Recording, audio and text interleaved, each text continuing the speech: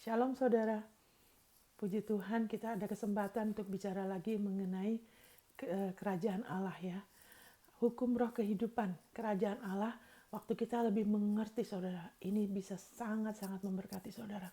Sangat memerdekakan ya. Firman Tuhan menyuruh kita untuk kita simple seperti anak kecil yang percaya. Percaya ya. Hal-hal tuh kalau lebih dibukakan jadi semakin tidak rumit, tapi kuasanya semakin luar biasa ya.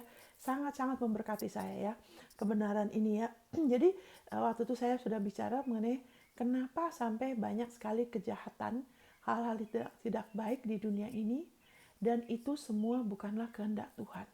Ya kan? Bukan kehendak Tuhan untuk Adam makan buah itu. Buah pengetahuan baik dan buruk. Tapi karena Allah itu kasih, dia kasih pilihan, ya kan?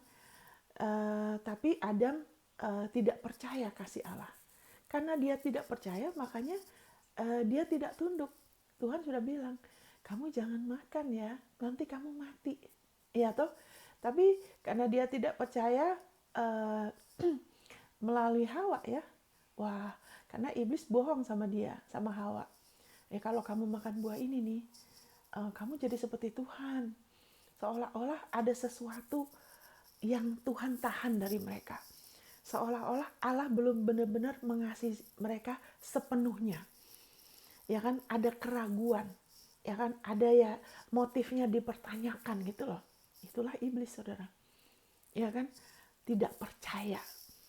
Dia nggak bisa lihat, ya kan, seperti nggak bisa lihat begitu banyak yang Tuhan siapkan. Ya kan, seolah-olah nggak, ayah Allah tuh tidak sebaik itu.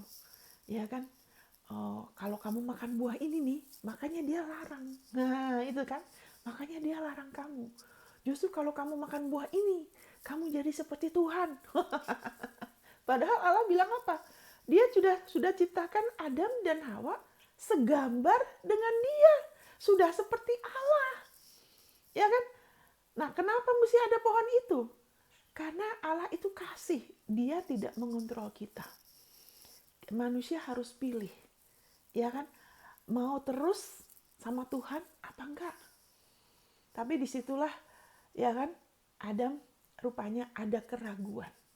Makanya waktu iblis bohongin, dia terima. Waktu Hawa dibohongin, dia terima. Dia terima juga dari Hawa. Kalau Adam percaya kan, dia nggak mau. Enggak, saya tidak mau. Ya, tapi mungkin Adam sudah jatuh cinta mungkin sama Hawa. sampai lupa. Ya kan, tapi semua jadi kebaikan. Karena Allah kasihnya tidak berubah ya. Itu semua sudah terjadi. Jadi ingat, tidak segala sesuatu yang terjadi itu kehendak Tuhan.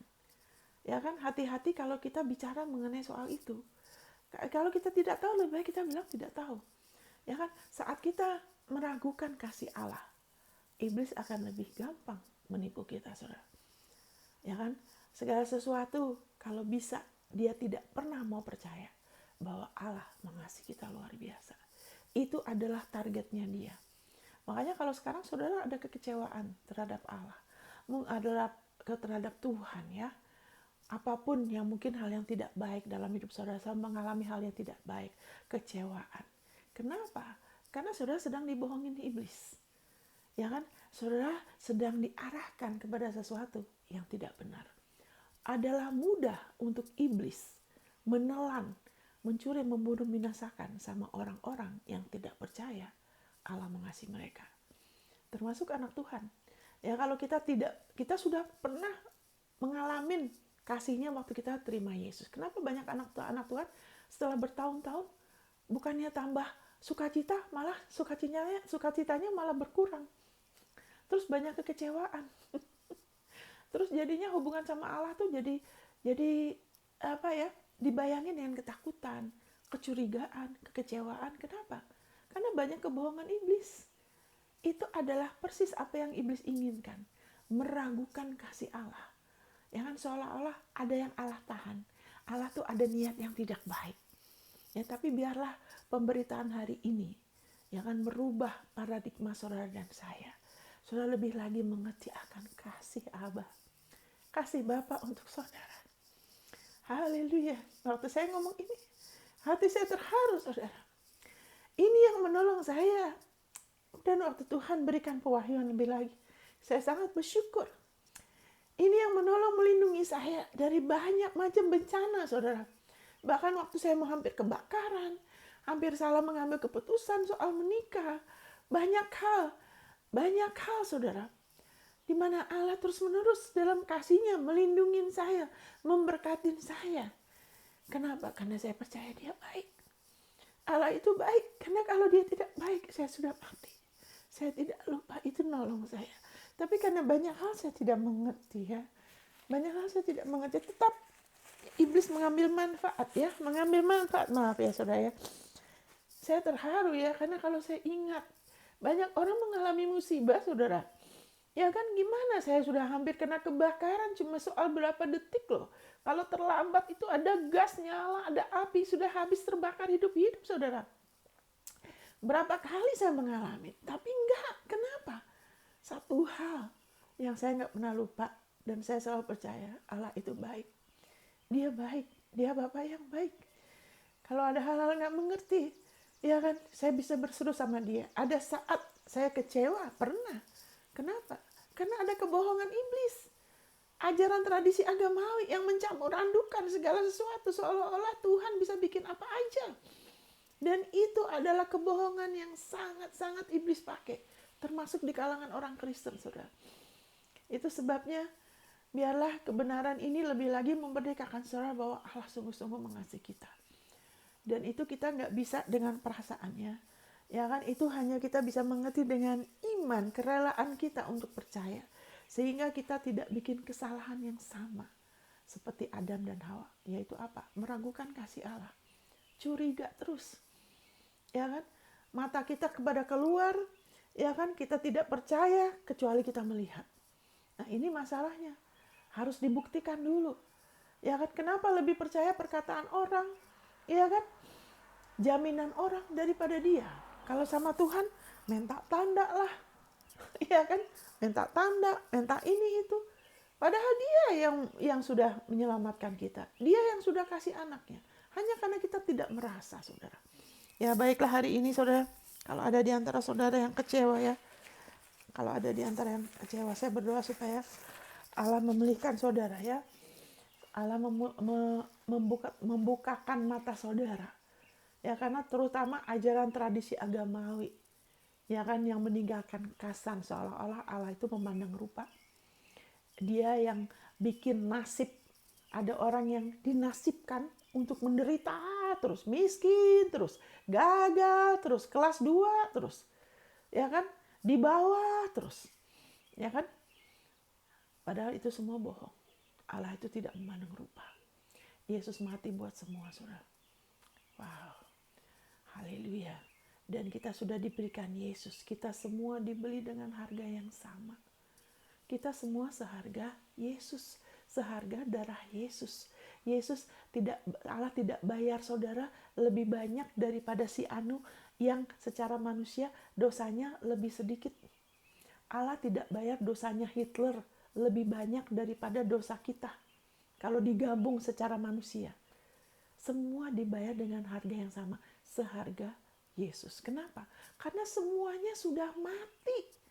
Kita semua sudah mati dalam pelanggaran kita. Itu Efesus pasal 2 ayat 1 sampai 4. Kita sudah mati. Kita sudah pisah waktu Tuhan bilang, kamu jangan makan buah ini ya, nanti kamu mati. Kok masih belum mati? Mereka mati. Yang mati apanya? Rohnya. Hatinya pisah dari Tuhan. Jadi hatinya gelap. Jadi ada di bawah kuasa si jahat. Jadi tunduk kepada apa yang tidak baik. Amin, saudara. Haleluya. Tapi puji Tuhan, Allah dalam kasih-Nya yang besar, ya kan, Dia menebus kita dengan putranya. Dia membeli kita dengan Yesus. Kita seharga Yesus. Amin. Kenapa kita nggak dibeli dengan harga yang beda? Karena semuanya sudah mati. Kalau saudara ke kamar mayat, ya kan, mungkin ada orang itu orangnya berhasil, baik. Mungkin ada orang ini, dia orangnya miskin. Mungkin ada orang yang lain, dia orangnya jahat. Tapi semuanya mayat. Mereka semua mati. Amin. tidak bisa lagi ada gunanya mau begini dan begitu karena mereka semua mati. Kita juga gitu. Ya kan kita semua sudah mati. Mau ada yang dosanya lebih besar, dosanya lebih kecil, kita semua sudah mati. Tapi Allah yang kaya akan rahmat sudah mengirimkan putranya buat kita. Dia datang untuk memberikan hidupnya Allah, hidupnya yang baru. Karena kita sudah sempat pisah dari dia. Udah nggak punya pengharapan, ya kan cuma secara fisik aja. Karena sisa dari hidupnya Tuhan, efeknya dari hidupnya Tuhan. Makanya efek dari hidupnya Tuhan tuh dahsyat sekali. Sampai Adam tuh baru tubuhnya binasa tuh waktu dia umur 930. Karena efek hidupnya Allah itu bisa membangkitkan. Makanya ada orang mati hidup lagi karena efek hidupnya Allah yang dahsyat. Allah itu tidak ada maut di dalam dia. Tidak ada gelap, tidak ada maut, tidak ada penyakit, tidak ada proses kemerosotan, tidak ada kekurangan, tidak ada kegelapan sama sekali di dalam dia. Makanya efek dari hidupnya Allah di dalam Adam, dia masih bisa terus pakai tubuhnya dia. Jiwanya dia masih ada. Selama hampir 1000 tahun, 930 tahun. Tapi setelah itu ya kan akhirnya waktu karena manusia kalau yang jahat, kalau dia terus-menerus hidup makin lama makin jahat. Ya Tuhan tidak mau ya, karena Tuhan sudah punya tujuan untuk menyelamatkan. Makanya setelah Nabi Nuh umur manusia waktu itu cuma 120 tahun. Kenapa? Supaya manusia nggak terus-menerus yang jahat terus-menerus jahat bikin orang lain menderita. Itu Allah dalam hikmatnya terpaksa diperpendek. Tapi sekarang ya kan, nah kita lihat dari ayat-ayat firman-Nya, ya kan, haleluya, ya kan, bagaimana dari pelanggaran itu iblis kemudian ambil otoritas itu dari Adam. Dia, Alkitab menyebut dia ilah zaman ini. Ya kan, kenapa zaman ini? Karena cuma sementara. Ya kan, nanti waktu Yesus datang lagi, ya kan dia datang, ya kan bukan lagi untuk menyelamatkan, tapi untuk menghakimin. Ya kan, kecuali untuk anak-anak dia akan jemput kita dulu, tapi nanti dia akan datang lagi ke bumi, ya, sebagai Tuhan di atas Tuhan, Raja di atas segala raja. Nah, ada anak-anak Tuhan yang akan sama dia, ya, yang sudah siap, ya. Nah, kita baca dari sini apa yang Alkitab katakan setelah dia ambil itu dari Adam. Jika Injil yang kami beritakan masih tertutup juga, maka ia tertutup untuk mereka yang akan binasa, yaitu orang-orang yang tidak percaya, yang pikirannya telah dibutakan oleh ilah zaman ini. Ya kan, iblis, ilah zaman ini. Sehingga mereka tidak melihat cahaya Injil tentang kemuliaan Kristus yang adalah gambaran Allah. 2 Korintus 4 ayat 34. Ilah zaman ini. Jadi Tuhan tidak kerja sama iblis.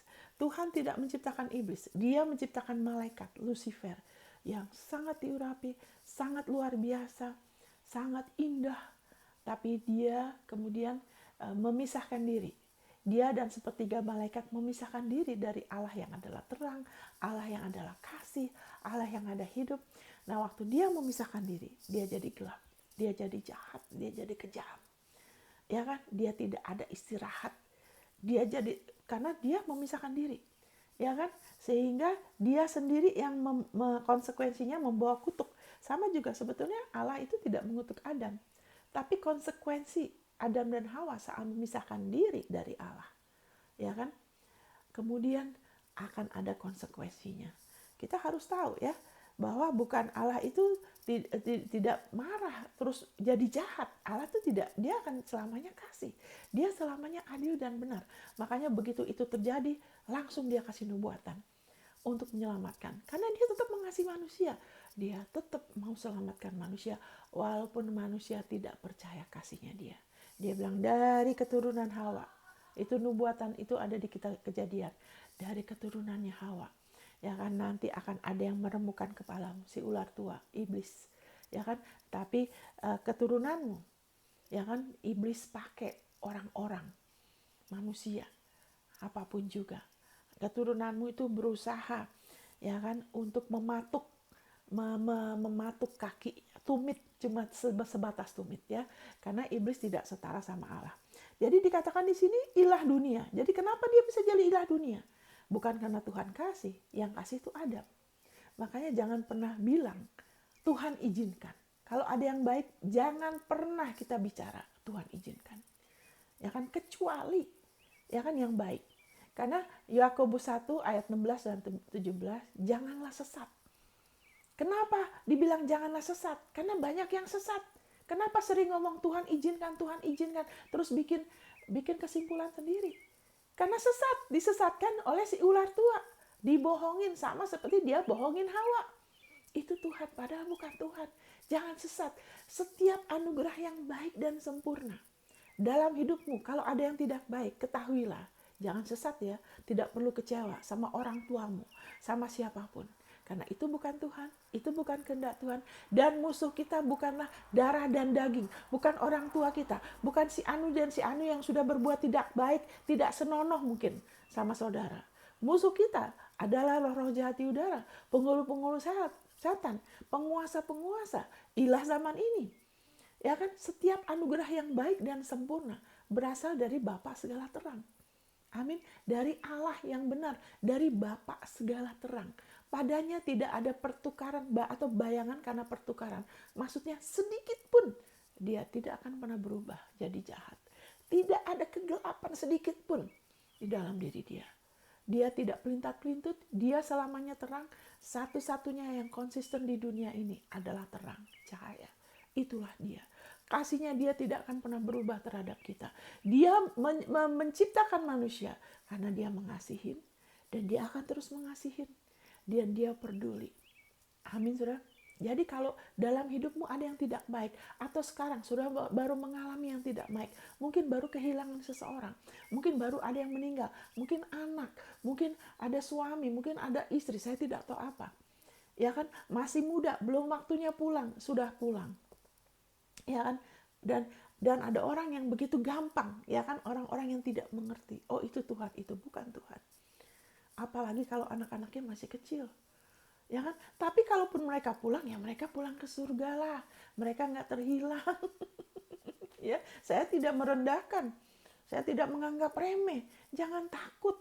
Kalaupun mereka pulang sebelum waktunya, ya mereka gabung sama Yesus. Ya kan? Amin, saudara. Dan itu bukan Tuhan. Itu bukan kehendak Tuhan.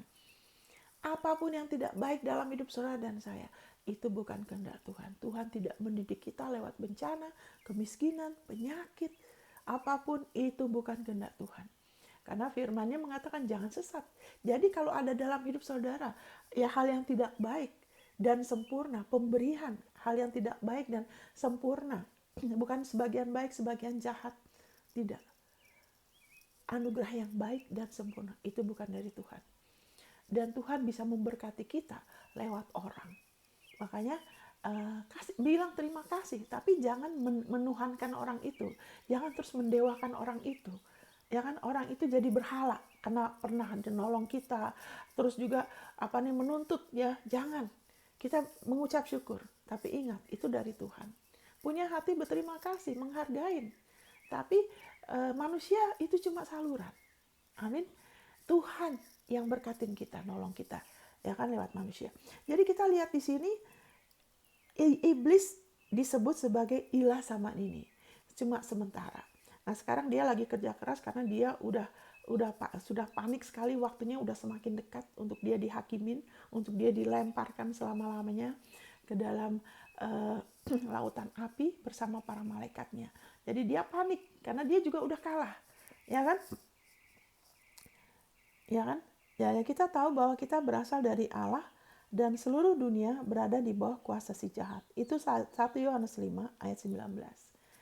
Kita tahu, bukan kita pikir, bukan menurut kita, bukan perasaan kita, bukan dari apa yang kelihatan, tidak. Kita tahu dari mana? Roh Kudus yang terangin kita. Ada satu kesaksian di dalam hati kita bahwa kita berasal dari Allah, karena firman-Nya mengatakan bahwa siapa yang percaya Yesus adalah Kristus lahir dari Allah. Amin, saudara. Kita lahir dari Allah. Ya, dan seluruh dunia berada di bawah kuasa si jahat. Seluruh dunia. Katakan seluruh dunia. Makanya kenapa ada hal-hal tidak baik? Karena ada ilah zaman ini. Karena ada si jahat. Makanya 1 Yohanes 5 ayat 19, kita jangan pernah mengatakan itu Tuhan. Baiklah kita bertobat. Bertobat itu apa? Rubah pikiran kita, rubah perkataan kita. Jangan pernah kita mengajarkan seorang pun Itu Tuhan. Saya waktu itu kasihannya ada seorang ibu yang suaminya meninggal, masih belum terlalu bagaimana umurnya, anaknya juga suka sama bapaknya, mereka sayang sama bapak, bapaknya baik, ya dia meninggal. Terus orang dengar segitu mudahnya bilang, wah itu rencana Tuhan. Ya anaknya Pak jadi marah, jadi kesel, kecewa sama Tuhan. Kok Tuhan begitu sih? Nah, itu waduh saya bilang, ya makanya kita berdoa buat tubuh Kristus. Jangan suka seenaknya bilang itu Tuhan ya. Kasihan nanti orang yang dengernya.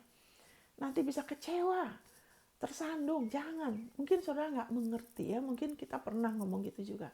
Ayo kita bertobat. Kita rubah. Maksudnya bertobat tuh rubah cara pikir kita.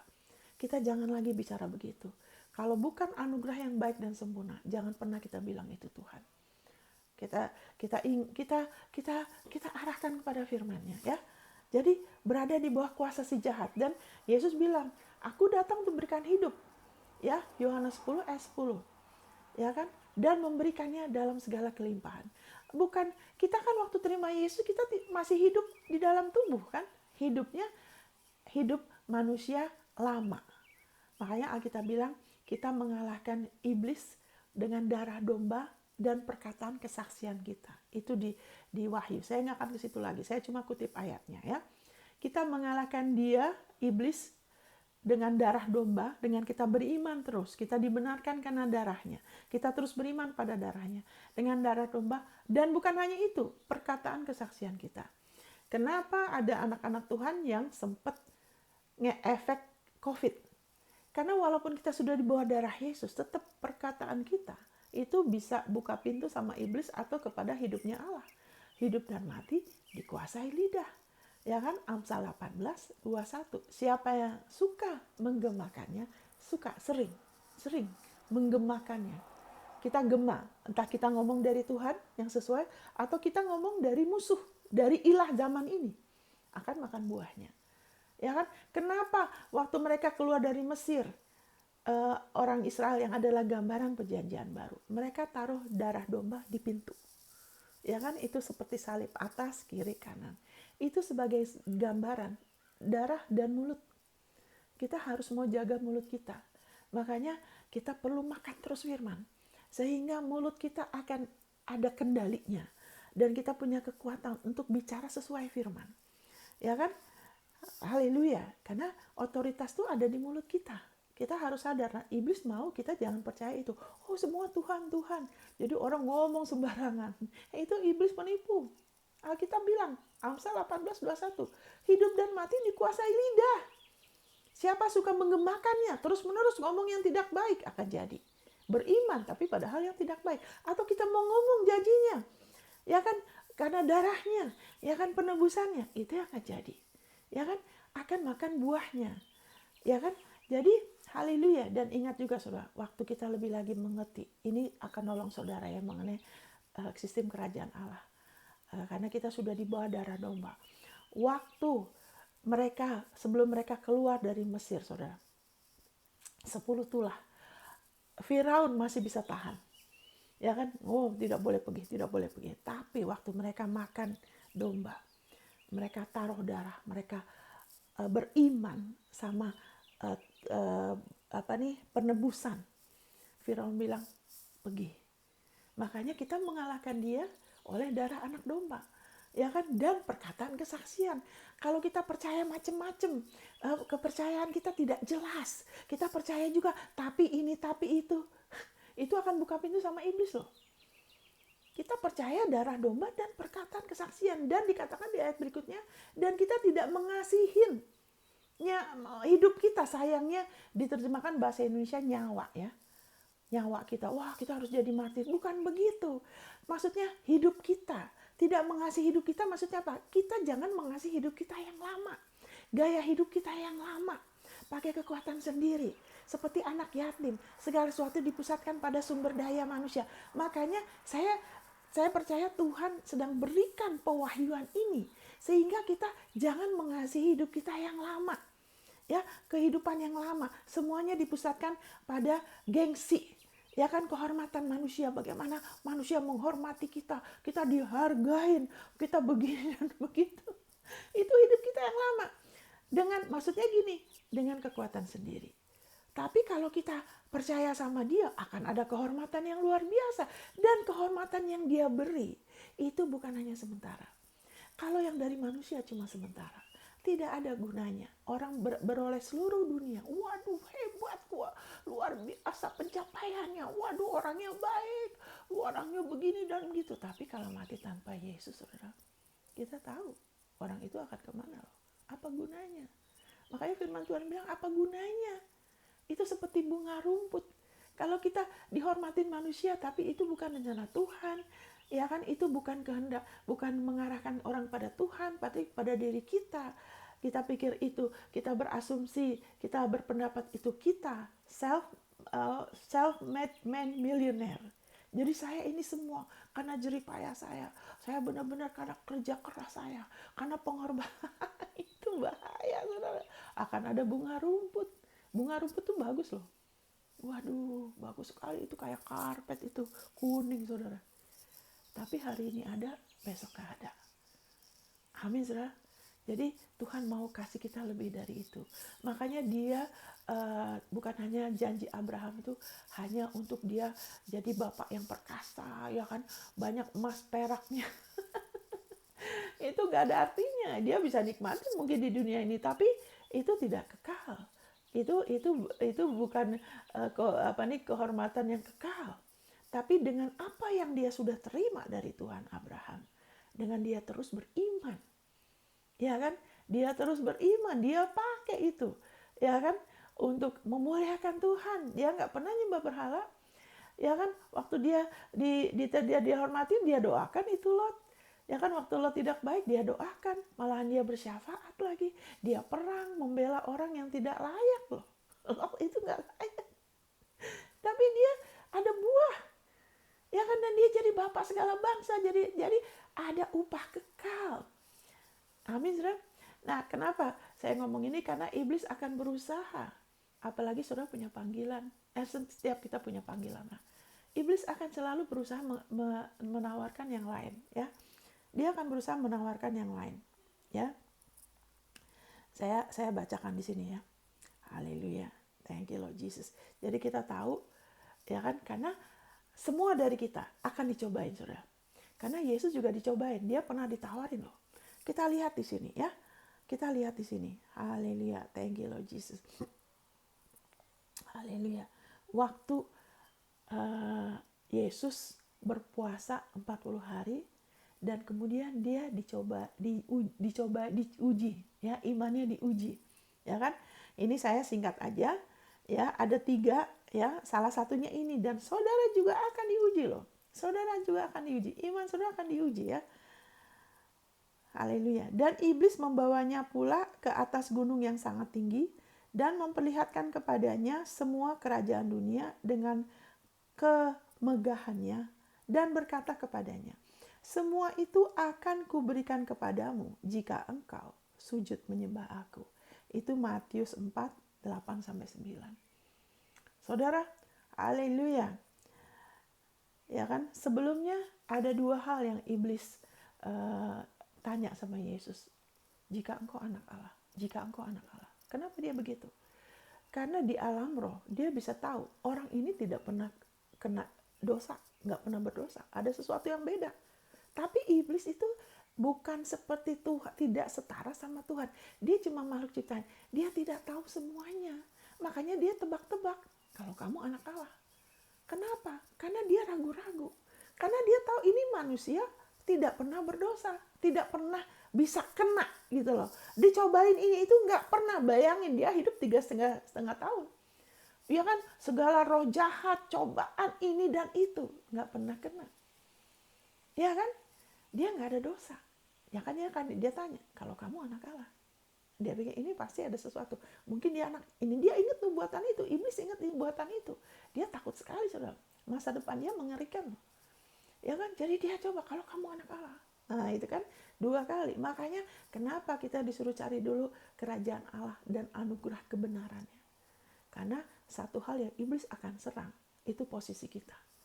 Kalau dia bisa meragukan posisi kita di hadapan Allah, meragukan kasih Allah sama kita yang sempurna, dari situ akan selalu ada ketakutan. Dia bisa berusaha, ya kan, menipu kita lagi seperti apa yang dia sudah lakukan terhadap Hawa dan Adam. Kalau saudara terus-menerus meragukan kasih Allah, cuman percaya waktu ada hal yang baik, waktu ada berkat, waktu ada, tapi kalau mulai ada masalah, Tuhan kemana engkau? Aduh, berarti saudara masih belum percaya. Akan mudah untuk iblis mengecoh saudara. Teguhkan diri saudara, terus terima firman-Nya dan perlakukan dia, ya kan, sebagaimana apa yang firman-Nya katakan, bukan menurut perasaanmu. Tidak semua yang terjadi itu Tuhan. Makanya kita jangan menilai tuh Allah Bapa kasihnya tuh dari yang kelihatan, dari perlakuan orang, ya kan, dari apa yang kita alamin, yang sudah pernah kita alamin. Kita tidak bisa menilai kasih Allah dari situ. Kenapa dikasih patron doa Efesus 3 ayat 16 sampai 21 supaya kita berakar dan berdasar di dalam kasihnya. Kenapa? Karena kita nggak bisa menilai kasihnya dia tuh dari yang kelihatan, daripada yang kita rasakan, dari perlakuan orang. Ya kan ada saat, waduh orang itu baik, waduh Tuhan baik ya saya gini-gini karena orang itu baik sama saya. Tapi ada saat tidak loh. Amin saudara. Jadi kalau kita selalu mendasarkan berpendapat kasih Allah itu berkesimpulan dari apa yang dari luar, apa yang kita alami, tidak akan pernah bisa dewasa dalam Tuhan. Nanti naik turun, iblis pastikan. Iblis akan pastikan saudara akan ada hal-hal tidak baik loh. Dari situ lebih mudah lagi untuk dia mencuri.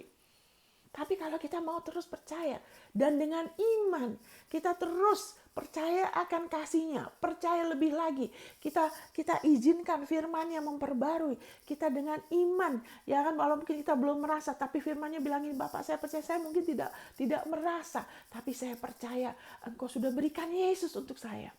Kalau Yesus aja Engkau beri, Engkau sudah selamatkan, selagi aku masih berdosa, apalagi yang lain. Amin, saudara. Kalau kita mau mulai dengan iman, ya kan, lebih lagi memperlakukan dia yang sebenarnya, saudara akan lebih lagi berakar dalam kasih-Nya. Dan bisa doakan itu patron doa Efesus 3 ayat 16 sampai 21. Doakan itu buat saudara. Kalau saudara selalu merasa aduh kurang ini, kurang itu, kurang dikasihin, aduh istriku nggak mengasihi, anakku nggak mengasihi, mungkin suamiku, kita nggak usah berharap begitu. Mendingan kita doakan aja supaya kita berakar dan berasal dalam kasih-Nya. Itu lebih baik daripada berharap kasih manusia, karena manusia itu terbatas.